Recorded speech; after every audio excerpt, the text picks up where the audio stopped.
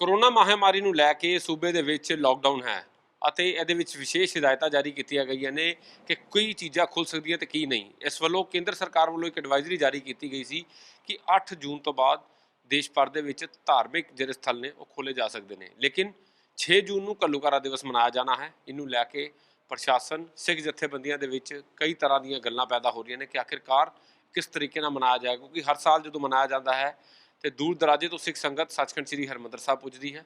5 ਜੂਨ ਨੂੰ ਇੱਕ ਮਾਰਚ ਕੱਢਿਆ ਜਾਂਦਾ ਹੈ। ਕੀ ਇਸ ਵਾਰ ਰੂਪਰੇਖਾ ਹੋਏਗੀ? ਸਾਡੇ ਨਾਲ ਕੰਵਰਪਾਲ ਸਿੰਘ ਜੀ ਮੌਜੂਦ ਨੇ, ਦਲ ਖਾਲਸਾ ਦੇ ਸਪੋਕਸਪਰਸਨ ਨੇ। ਸਰ, ਪਹਿਲਾਂ ਤੇ ਹੁਣ ਕੀ ਰੂਪਰੇਖਾ ਤਿਆਰ ਕੀਤੀ ਗਈ? ਤੁਸੀਂ ਕਿਹਾ ਸੀ ਕਿ ਲੋਕਡਾਊਨ ਜਿਹੜਾ ਅਗਲਾ ਆਏਗਾ ਤੇ ਅਸੀਂ ਰੂਪਰੇਖਾ ਦੱਸਾਂਗੇ। ਹੁਣ ਮਨਜ਼ੂਰੀਆਂ ਦੀ ਕੀ ਸਥਿਤੀ ਹੈ? ਕਿਸ ਤਰੀਕੇ ਨਾਲ ਘੱਲੂਘਾਰਾ ਦਿਵਸ ਮਨਾਇਆ ਜਾਏਗਾ? ਲਾਕਡਾਊਨ 5 ਦੇ ਸ਼ੁਰੂ ਹੋਣ ਤੋਂ ਬਾਅਦ ਅਸੀਂ ਪ੍ਰਸ਼ਾਸਨ ਨੂੰ ਆਪਣਾ ਇੱਕ ਐਪਲੀਕੇਸ਼ਨ ਮੂਵ ਕੀਤੀ ਸੀ ਉਹਨਾਂ ਦੀ ਮੰਗ ਦੇ ਉੱਤੇ ਕਿ ਲਾਕਡਾਊਨ 5 ਦੀਆਂ ਗਾਈਡਲਾਈਨਸ ਨੂੰ ਮੁੱਖ ਰੱਖਦੇ ਹੋਏ ਅਸੀਂ ਸੀਮਤ ਨੰਬਰਸ ਦੇ ਵਿੱਚ ਮਾਰਚ ਕੱਢਣਾ ਚਾਹੁੰਦੇ ਹਾਂ, ਜਿਹੜਾ ਕਿ ਅਸੀਂ ਪਿਛਲੇ 15 ਸਾਲ ਤੋਂ ਅੰਮ੍ਰਿਤਸਰ ਦੀ ਧਰਤੀ 'ਤੇ ਮਾਰਚ ਕੱਢਦੇ ਆ ਰਹੇ ਹਾਂ, ਘੱਲੂਘਾਰਾ ਯਾਦਗਾਰੀ ਮਾਰਚ। ਅਸੀਂ ਇਹ ਵੀ ਕਿਹਾ ਸੀਗਾ ਕਿ ਅਸੀਂ ਸਰੀਰਕ ਦੂਰੀਆਂ ਬਣਾ ਕੇ ਰੱਖਾਂਗੇ। ਹੋਰ ਵੀ ਜਿਹੜੀਆਂ ਗਾਈਡਲਾਈਨਸ ਹੋਣਗੀਆਂ ਉਸ ਨੂੰ ਮੱਦੇਨਜ਼ਰ ਰੱਖਿਆ ਜਾਏਗਾ।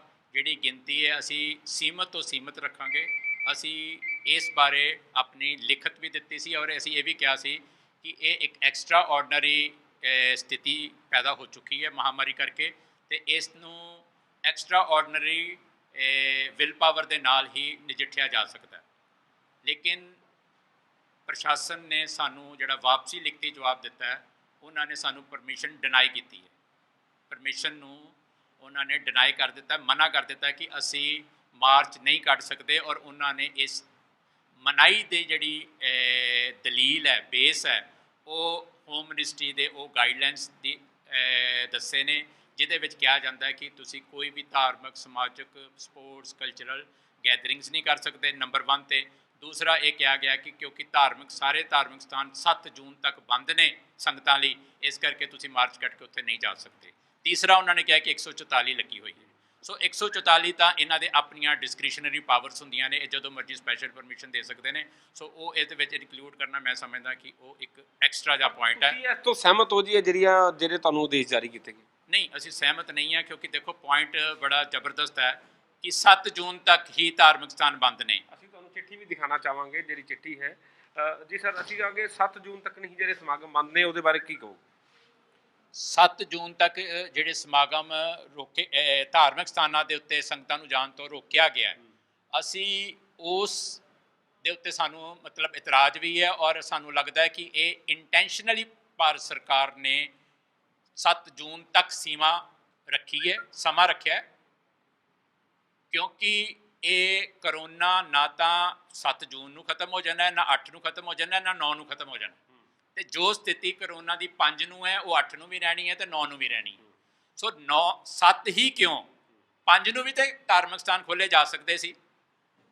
ਸਾਰਿਆਂ ਨੂੰ ਪਤਾ ਹੈ ਕਿ ਹਿੰਦੁਸਤਾਨ ਦੀ ਹਕੂਮਤ ਨੂੰ ਵੀ ਤੇ ਲੋਕਾਂ ਨੂੰ ਵੀ ਪਤਾ, ਤੇ ਪੋਲੀਟੀਕਲ ਪਾਰਟੀਆਂ ਨੂੰ ਵੀ ਪਤਾ ਹੈ ਕਿ 6 ਜੂਨ ਨੂੰ ਸਿੱਖ ਪੰਥ ਹਰਿਮੰਦਰ ਸਾਹਿਬ ਇਕੱਤਰ ਹੋ ਕੇ 6 ਜੂਨ ਦਾ ਦਿਹਾੜਾ, ਘੱਲੂਘਾਰਾ ਦਿਹਾੜਾ ਮਨਾਉਂਦਾ, ਸ਼ਹੀਦਾਂ ਨੂੰ ਸ਼ਰਧਾਂਜਲੀ ਦਿੰਦਾ ਹੈ।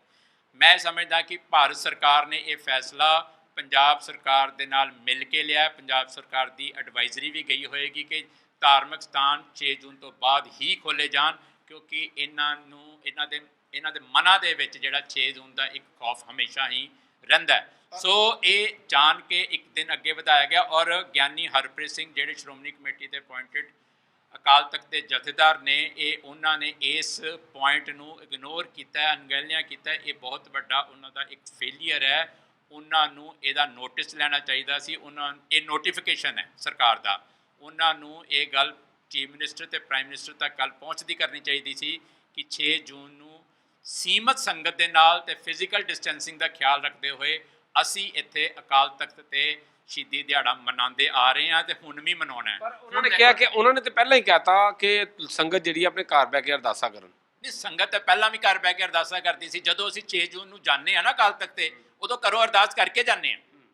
ਉਹ ਘਰ ਦੀ ਅਰਦਾਸ ਤੇ ਸਾਰੇ ਹੀ ਕਰਦੇ ਨੇ, ਤੇ 2 ਕਰੋੜ ਸਿੱਖ ਅਕਾਲ ਤਖਤ ਤੇ ਇਕੱਠਾ ਨਹੀਂ ਹੁੰਦਾ, ਉੱਥੇ 2000 ਹੀ ਆਉਂਦਾ ਹੈ, 2000 3000 ਹੀ ਆਉਂਦਾ ਹੈ। ਪਰ ਤੁਸੀਂ ਨੰਬਰਸ ਘਟਾ ਸਕਦੇ ਹੋ, ਤੁਸੀਂ ਹੋਰ ਜਿਹੜੀਆਂ ਪ੍ਰੀਕਾਸ਼ਨਰੀ ਮੈਜਰਸ ਨੇ ਉਹ ਅਡਾਪਟ ਕਰ ਸਕਦੇ ਹੋ, ਦੂਰ ਦੂਰ ਬਿਠਾ ਸਕਦੇ ਹੋ, ਥੱਲੇ ਦੂਰ ਦੂਰ ਬਿਠਾ ਸਕਦੇ ਹੋ। ਪਰ ਹੁਣ ਸਥਿਤੀ ਕੀ ਹੈ ਕਿ ਹੁਣ ਗਿਆਨੀ ਹਰਪ੍ਰੀਤ ਸਿੰਘ ਤੇ ਜਿਹੜੇ ਗੋਬਿੰਦ ਸਿੰਘ ਲੋਂਗੋਵਾਲ ਨੇ ਉਹ ਜਾਣਗੇ, ਉਹਨਾਂ ਦੇ ਨਾਲ ਥੋੜੇ ਜਿਹੇ ਉਹਨਾਂ ਦੇ ਆਪਣੇ EMPLOYEES ਹੋਣਗੇ ਤੇ ਬਾਕੀ ਸਾਰਿਆਂ ਨੂੰ ਬਾਹਰ ਰੋਕ ਦਿੱਤਾ ਜਾਏਗਾ ਜਾਂ ਘਰਾਂ ਚੋਂ ਚੁੱਕ ਲਿਆ ਜਾਏਗਾ। ਸੋ ਇਹ ਜਿਹੜੀ ਸਥਿਤੀ ਹੈ ਇਹ ਦੇਖੋ, ਇਹ ਸਥਿਤੀ ਮਾੜੀ ਹੈ ਕਿ ਸੰਗਤ ਉੱਥੇ ਜਾਵੇ ਤਾਂ ਉਹਨਾਂ ਨੂੰ ਅੰਦਰ ਨਾ ਜਾਣ ਦਿੱਤਾ ਜਾਵੇ। ਜੇ ਮਨਾ ਰਹੇ ਨੇ, ਅਕਾਲ ਤਖਤ ਨੂੰ ਇਹ ਗੱਲ CM ਨੂੰ ਕਹਿਣੀ ਚਾਹੀਦੀ। ਜੇ ਨਹੀਂ ਮੰਨਦੇ, ਜੇ ਅਕਾਲ ਤਖਤ ਸਾਹਿਬ ਦੇ ਜਥੇਦਾਰ ਨਹੀਂ ਇਹ ਗੱਲ ਕਰਦੇ, ਤੇ ਫਿਰ ਕੀ ਤੁਹਾਡਾ ਰਿਵਿਊ? ਇਹ ਫਿਰ ਅਕਾਲ ਤਖਤ ਦੇ ਜਥੇਦਾਰ ਦਾ ਫੇਲੀਅਰ ਹੈ ਕਿ ਜੇ ਜਿਹੜੇ ਸਿੰਘ ਉੱਥੇ ਜਾਣਾ ਚਾਹੁੰਦੇ ਨੇ, ਜੇ ਉਹ ਗ੍ਰਿਫਤਾਰ ਹੁੰਦੇ ਨੇ, ਬਾਹਰ ਰੋਕੇ ਜਾਂਦੇ ਨੇ, ਉਹਨਾਂ ਨੂੰ ਥਾਣਿਆਂ ਦੇ ਵਿੱਚ ਦੁਸ਼ਵਾਰੀਆਂ ਪੇਸ਼ ਆਉਂਦੀਆਂ ਨੇ, ਜਿਹੜਾ ਕਿ ਹੌਲੀ ਹੌਲੀ ਪ੍ਰੈਸ਼ਰ ਟੈਕਟਿਕਸ ਮੇਨਟੇਨ ਸਰਕਾਰ ਕਰ ਰਹੀ ਹੈ। ਨੌਜਵਾਨਾਂ ਦੇ ਘਰਾਂ 'ਚ ਜਾ ਕੇ ਉਹਨਾਂ ਨੂੰ ਪੁੱਛਿਆ ਜਾ ਰਿਹਾ, ਉਹਨਾਂ ਨੂੰ ਕਿਹਾ ਜਾ ਰਿਹਾ ਕਿ 6 ਜੂਨ ਨੂੰ ਉੱਥੇ ਨਹੀਂ ਜਾਣਾ, ਤੁਹਾਨੂੰ ਜਾਣ ਨਹੀਂ ਦਿੱਤਾ ਜਾਏਗਾ।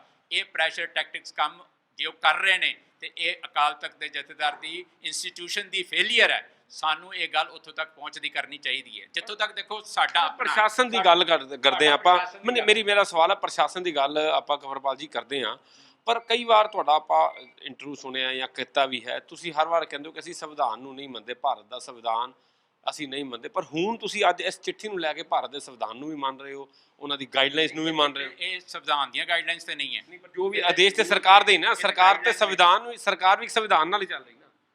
ਰਹਿ ਤੇ ਇੱਥੇ ਰਹੇ ਆ ਨਾ, ਇੱਥੇ ਰਹਿ ਰਹੇ ਆ ਨਾ, ਤੇ ਸਾਡੇ ਤੇ ਕਬਜ਼ਾ ਤੇ ਭਾਰਤ ਸਰਕਾਰ ਦਾ ਹੀ ਹੈ ਨਾ। ਬਾਕੀ ਸਾਰੀਆਂ ਗੱਲਾਂ ਵੀ ਤੇ ਉਹ ਆਪਣਾ ਹੁਕਮ ਚਲਾਉਂਦੇ ਹੀ ਨਾ ਸਾਡੇ ਤੇ ਫਿਰ ਇਹ ਐਕਸੈਪਸ਼ਨਲ ਤੇ ਨਹੀਂ ਹੈ, ਬਾਹਰ ਤੇ ਨਹੀਂ ਹੈ ਉਸ ਤੋਂ।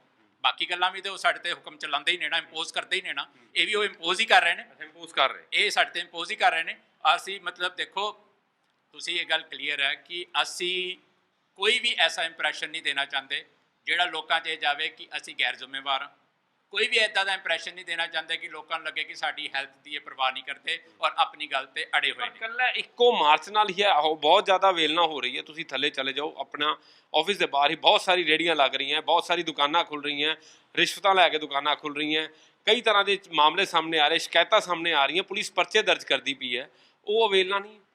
ਦੇਖੋ, ਮੈਂ ਪਹਿਲਾਂ ਹੀ ਗੱਲ ਕਹੀ ਸੀ ਕਿ ਜਿਸ ਤਰ੍ਹਾਂ ਦਾ ਜਿਹੜਾ ਪੂਰਾ ਦਾ ਪੂਰਾ ਜਿਹੜੀ ਲੋਕ ਨੇ ਉਹ ਸੜਕਾਂ ਤੇ ਵਾਪਸ ਆ ਚੁੱਕੇ ਨੇ, ਚਹਿਲ ਪਹਿਲ ਦੁਬਾਰਾ ਸ਼ੁਰੂ ਹੋ ਚੁੱਕੀ ਹੈ, ਲੋਕ ਆਪਣੇ ਕੰਮਾਂ ਤੇ ਵੀ ਜਾਂਦੇ ਨੇ, ਗੱਡੀਆਂ ਜਾ ਰਹੀਆਂ ਨੇ, ਭਰੀਆਂ ਹੋਈਆਂ ਨੇ। ਤੁਸੀਂ ਅਮਰੀਕਾ ਦਾ ਦੇਖੋ, ਅਮਰੀਕਾ ਦੀ ਗੱਲ ਕਰਾਂਗੇ ਨਹੀਂ, ਅਮਰੀਕਾ ਦੇ ਵਿੱਚ 1 ਲੱਖ ਤੋਂ ਵੱਧ ਬੰਦਿਆਂ ਦੀ ਮੌਤਾਂ ਹੋ ਚੁੱਕੀਆਂ ਨੇ। ਉੱਥੇ ਇੱਕ ਅਫਰੀਕਨ ਅਮਰੀਕਨ ਮੂਲ ਦੇ ਬੰਦੇ ਦੀ ਮੌਤ ਹੋ ਗਈ ਅਮਰੀਕਨ ਪੁਲਿਸ ਦੇ ਹੱਥੋਂ। ਪੂਰਾ ਅਮਰੀਕਾ ਸੜਕਾਂ ਤੇ ਹੈ, ਵਾਈਟ ਹਾਊਸ ਘੇਰਿਆ ਹੋਇਆ ਹੈ।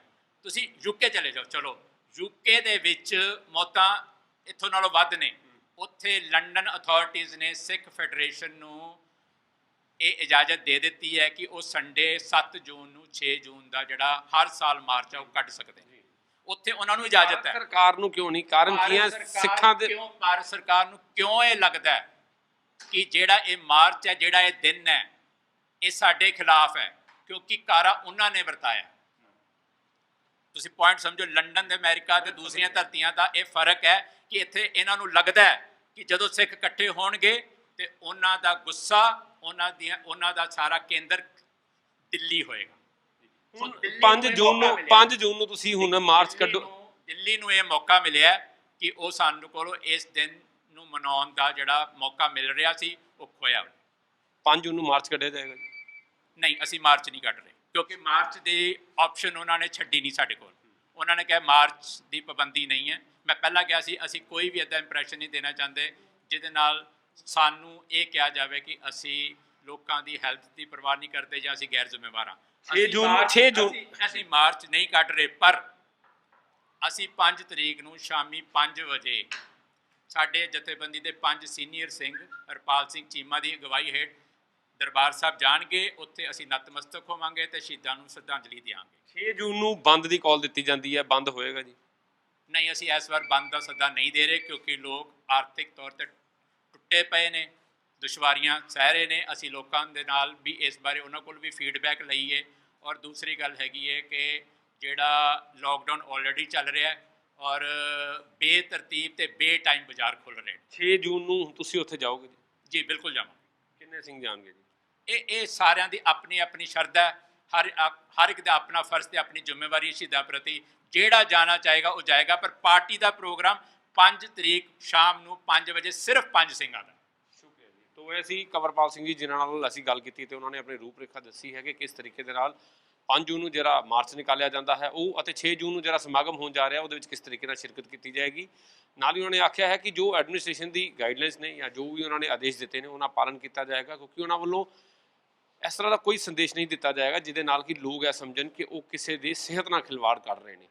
ਲੇਕਿਨ ਕੁੱਲ ਮਿਲਾ ਕੇ ਇਸ ਵਾਰ ਕਰੋਨਾ ਦਾ ਜਿਹੜਾ ਬਾਦਲ ਹੈ, ਕਰੋਨਾ ਦੇ ਬੱਦਲ ਇਸ ਵਾਰ ਘੱਲੂਘਾਰਾ ਦਿਵਸ ਦੇ ਉੱਤੇ ਵੀ ਆਉਂਦੇ ਨਜ਼ਰ ਆ ਰਹੇ ਨੇ। ਕੈਮਰਾਮੈਨ ਅਕਸ਼ੇ ਦੇ ਨਾਲ ਸੁਮਿਤ ਖੰਨਾ, ਜਗਬਾਨੀ ਟੀਵੀ, ਅੰਮ੍ਰਿਤਸਰ।